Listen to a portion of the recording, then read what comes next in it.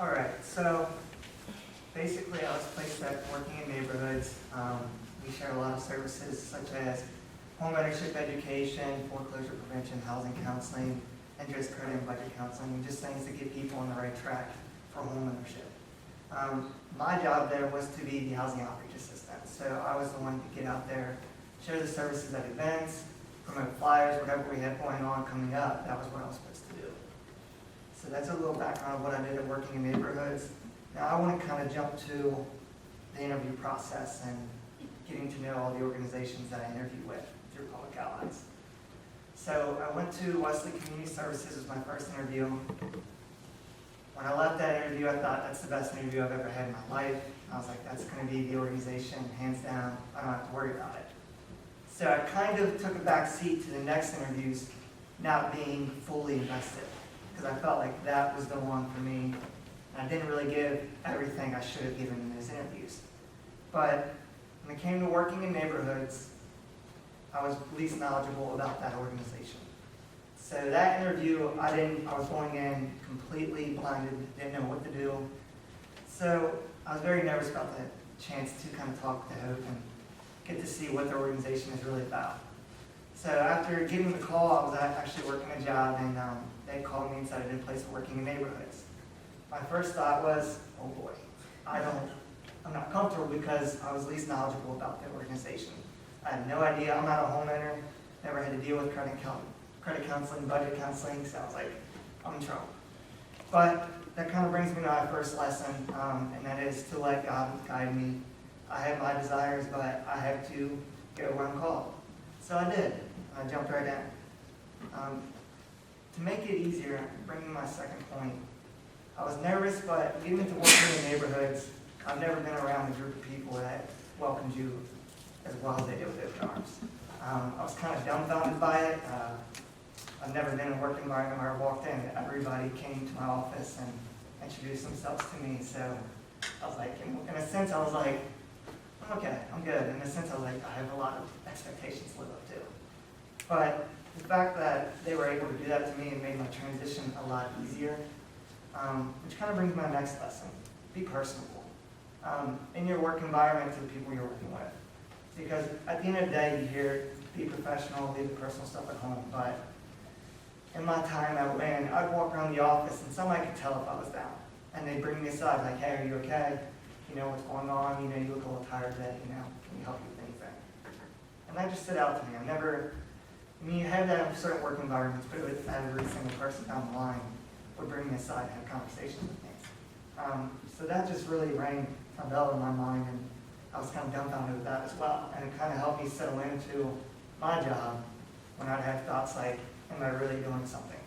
And I think about the fact that all these people are there supporting me, and whatever I'm doing behind the scenes might not seem like much to me, but it really is maybe getting the services out there.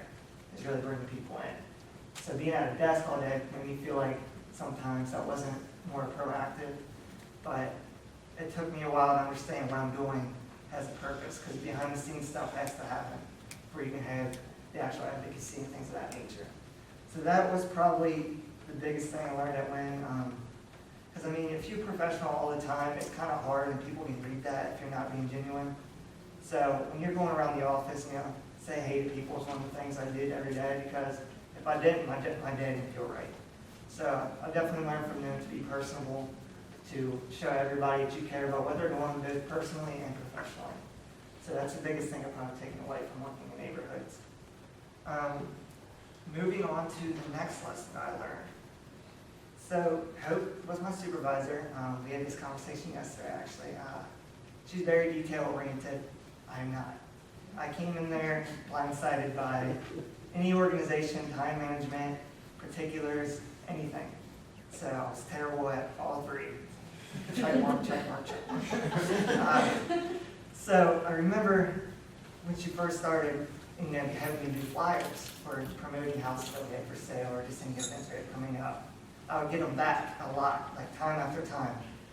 And she would point out the littlest details, and I'm like, man, if she didn't show me that, I wouldn't even thought of it. So that happened through half the year.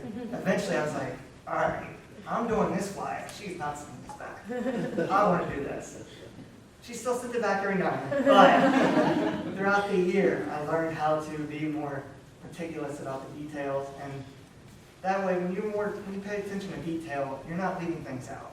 You know, the people that you're serving, they want to know those details that I was leaving out. They want to know that it's organized and structured. And if you come up with a flyer that doesn't look very detail-oriented, they're going to be like, how legit is this service? And how legit are these organizations I'll be working with?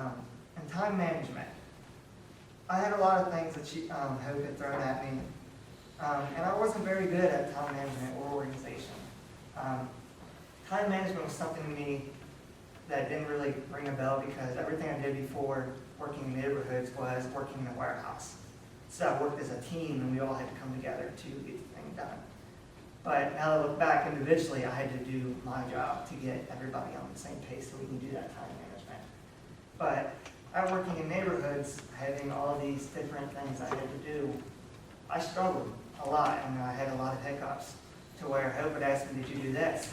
I'd say, no, I apologize. I'll get on it right now. And it kind of taught me to write down your daily activities every day and to organize them. And I didn't do that for a while, and probably for the last 2 months when I started organizing them. Like I used to write them down, said this is what I have to do, but I didn't come up with what's more important, what's the biggest priority at the time, what's the least more important priority. And that was a struggle for me. I never had to deal with that. I used to sit there and just get frustrated because I'd sit there for 5 minutes and be like, I have all this to do, it's almost 5:30, and I really need to hammer this out. I really need to buckle down and figure out what my priorities are for this next 2 hours. And doing that was probably the most beneficial thing for me, working in an office setting because I've always worked general labor. So time management in an office setting is totally different from the background that I came from.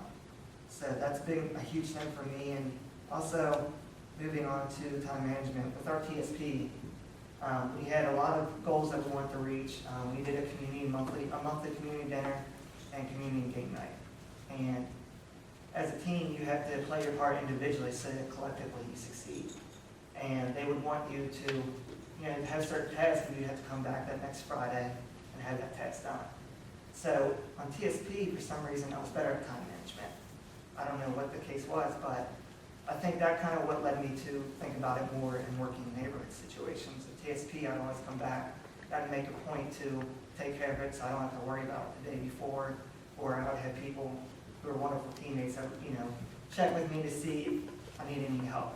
So time management at TSP kind of was different from working in neighborhoods, and I started thinking, why didn't I apply that more to my job and my organization? So I think that's been a huge thing I've learned, and TSP was something that challenged me. I'm a very quiet, reserved person, and I don't like to share my ideas unless I think it's going to be a good idea, and I like to sit back and I like to take everything in. But we had a give seat, and that's basically, AKA, they grill you in their own way. And everybody said the same thing. They were like, you need to share your ideas. Even if you don't think they're good ideas, your voice has value and needs to be heard. So throughout the year, I started sharing my ideas. Did I get feedback? Some good, some bad. Yeah, the idea's terrible, whatever. Move on. But no, that idea's a great idea, and it kind of just put in my mind that I need to stop being so reserved and hiding myself and kind of get myself out there and sharing the gifts that I had. And I'm so blessed to be able to do that working in neighborhoods and TSP. So that was the biggest thing. And accountability with the time management kind of ties in. They held you accountable in TSP. Andre was one of my fellows, very stern.